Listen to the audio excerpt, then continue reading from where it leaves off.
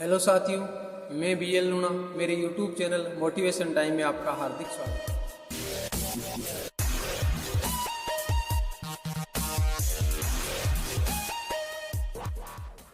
आज हम इस वीडियो में बात करेंगे कि जो काम और पढ़ाई है उनको एक साथ कैसे किया जाए।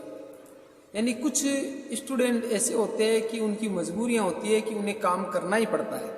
अगर वो काम ना करे तो काम चलता नहीं है। यानी ऐसी परिस्थितियां होती है कि काम करना कंपलसरी है, यानी उसको स्किप नहीं किया जा सकता। अब जब काम करेंगे तो पढ़ाई कब करेंगे, क्योंकि कहावत है कि एक साथ दो घोड़ों पे सवारी नहीं हो सकती। परंतु आज मैं आपको इस वीडियो में वो बताऊंगा कि आप एक साथ दो घोड़ों पे सवारी कर सकते हो। करने का तरीका आना चाहिए। अब वो कैसे करोगे आप, वो इस वीडियो में हम जानेंगे। तो आप वीडियो में अंत तक जरूर बने रहें। वीडियो अगर पसंद आती है तो इसको लाइक जरूर करें, दोस्तों के साथ भी ज़्यादा से ज़्यादा शेयर करें। अब देखो, बात ऐसी है कि जब हमारे साथ में ऐसी कठिन परिस्थिति आती है या ऐसी सिचुएशन आती है, तब हम किसी लोगों से इनके बारे में सलाह मशवरा करते हैं। लोगों से जाकर पूछते हैं, लोगों से जाकर पूछते हैं कि भाई अब हमें पढ़ना भी है और काम भी करना है, तो दोनों एक साथ कैसे होगा। तो आप देखना 90 से 95% लोगों का यही जवाब होगा कि आप एक काम करिए, या तो पढ़ लीजिए या फिर आप काम कर लीजिए, दोनों काम एक साथ नहीं होगा।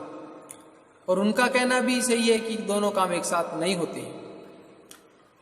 पर देखिए कि उनका कहना अलग तरीके का है, आपकी परिस्थितियां अलग तरीके की है। हर इंसान की सिचुएशन अलग होती है, हर इंसान की परिस्थितियां अलग होती है। तो आपकी कैसी परिस्थिति है वो उन्हें पता नहीं है। यानी वो बोल तो देते कि आप कमरा बंद कर लीजिए, 2 महीने 4 महीने 5 महीने जैसे एग्जाम होता है तो आप बंद कमरा कर लीजिए और बैठे बैठे वहां आराम से पढ़िए। कमरा बंद करने से पढ़ाई नहीं होती है, क्योंकि उसके पीछे खर्चा लगता है। कॉपी भी चाहिए, किताब भी चाहिए, गाइड भी चाहिए, खाने के लिए खर्चा भी चाहिए, बहुत सारी चीजों की आवश्यकता होती है। ऐसा नहीं कि कमरा बंद कर लिया और पढ़ने बैठ जाए। हाँ, लोगों ने बता दिया, लोग बोल देंगे कि आपके पास में पैसे नहीं, हम कहेंगे भाई पैसे नहीं, तो बोलते किसी के उधार लेके आओ। अब उधार लेने का मतलब ये है कि हमें उधार कोई रिश्तेदार देने वाला नहीं है, क्योंकि रिश्तेदारों को पता है कि आपकी परिस्थिति कैसी है। रिश्तेदार आपसे क्या लेंगे, आपके पास में कुछ है ही नहीं। तो आप उधार किसी सेठ साहूकार से लेके आओगे जिसका ब्याज लगेगा। और आप देखिए, मान लिया उन्होंने बता दिया, उन्होंने बताया और आपने मान लिया कि कमरा बंद करके हम पढ़ने बैठ गए, किसी से उधार लेके आ गए। चलो कोई बात नहीं है, ठीक है। अब हम पढ़ रहे हैं, आपने 5 महीने 6 महीने अच्छी से पढ़ाई की, आपका एग्जाम भी अच्छा गया और पूरी संभावना है कि आपका नंबर आ जाएगा। जो प्रिपरेशन की तैयारी करें गवर्नमेंट जॉब की, उनके लिए ये बातें बता रहा हूं मैं। अब बात ऐसी है कि आपका नंबर आ जाएगा। ये जो परिस्थितियां मैंने झेली है, मेरी आम जिंदगी में ये परिस्थितियां आई है, मैं इनसे गुजरा हूं, वही अनुभव आपके साथ में मैं शेयर कर रहा हूं। अच्छा, एग्जाम अच्छा गया है, सारी परिस्थितियां ठीक है। अब 1 साल 1.5 साल बाद में आपका रिजल्ट आने वाला है। उस रिजल्ट आने वाले टाइम रिजल्ट न आकर ये खबर आए कि आपका पेपर है वो आउट था, जिसको कैंसिल कर दिया गया, वापिस पेपर करवाया जाएगा। अब आप सोचिए कि आप पर क्या बीतती होगी उस परिस्थिति में, क्योंकि आप जिससे पैसे लेके आए थे, जो भी 20, 30, 50 हजार उसका ब्याज चल रहा है, वो आप अभी तक चुका नहीं पाए हो, ब्याज बढ़ता जा रहा है। तो आपने जो लोगों की बातें मानी, अगर लोगों की बातें मानोगे तो आपकी स्थिति बद से बदतर होती जाएगी। समझ रहे हो आप, गवर्नमेंट जॉब लगे या नहीं लगे, पर आपकी स्थिति है ना वो बद से बदतर होती जाएगी। तो अब करे क्या भाई, करे क्या? ना तो लोगों की बातें माने, हमारे पास में ऐसा सिस्टम नहीं है कि हम पढ़ना भी चाह रहे हैं और काम भी करना जरूरी है, तो क्या करें फिर? तो देखिए, मैं आपको एक बात बताता हूं, जो मैं बता रहा हूं जरूरी नहीं है आप वो पूरी बातें माने या पूरी बातें आपके ऊपर सही फिट बैठ रही हो, ये बात जरूरी नहीं है। क्योंकि मेरे को क्या पता कि आपकी परिस्थिति कैसी है, या आपको क्या पता कि मेरी परिस्थिति कैसी है। हर इंसान की परिस्थिति अलग होती है।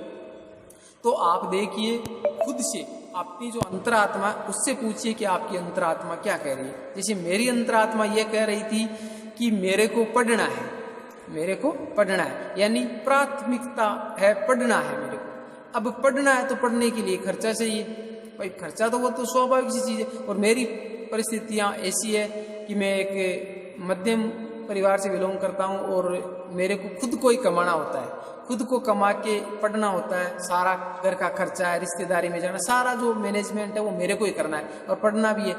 तो मैंने एक स्कीम लगाई और वो स्कीम जो मैं यूज कर रहा हूँ वो आपको भी बता दूँ, ठीक है। किसी के काम में आ जाए तो मेरा अनुभव है तो मेरे को अच्छा लगेगा। तो देखिए, मैं पहले स्कूल में पढ़ा रहा था, फिर मेरे दिमाग में आया कि भाई हम जैसे स्कूल में पढ़ाएंगे तो सुबह से शाम तक हम जैसे स्कूल में जा रहे हैं, वापस आए थे तो थके आ रहे होते हैं, फिर शरीर को इतनी थकान हो जाती है कि फिर हमारे को आराम करना होता है, और जब आराम करेंगे तो पढ़ेंगे। तो ये मेरे को सिस्टम अच्छा नहीं लगा। या फिर हम किसी के जैसे आप कोई दूसरा काम जानते हो, किसी के दुकान पे जाते हो या किसी की मेहनत मजदूरी करते हो, तो दिन भर काम करके आप शाम को जो थके आ रहे आते हो, फिर आराम करना होता है, पढ़ नहीं, क्योंकि शरीर है ये मशीन नहीं है, तो इससे फिर इतना काम नहीं करवाया जा सकता। तो फिर करे क्या, पैसे तो चाहिए। तो मैंने एक काम सीख लिया कि जैसे पेंटिंग का काम है, तो वो पेंटिंग का काम मैं कर रहा हूँ, पर मैं वो पूरे दिन नहीं करता हूँ, पूरे दिन नहीं करता हूँ और पूरे साल भी नहीं करता हूँ। इसका भी मैंने एक मैनेजमेंट किया है। क्या किया है कि भाई काम तो मैंने सीख लिया, अब काम कर रहा हूँ, तो मैंने सोचा कि अगर मैं किसी स्कूल में जाता या फिर किसी के नौकरी करने के लिए जाता तो मेरे को दिन के जैसे 500 रुपये मिलते या 600 रुपये मिलते, तो महीने के मान के चलो 15 से 18 या 20 हज़ार रुपये होते।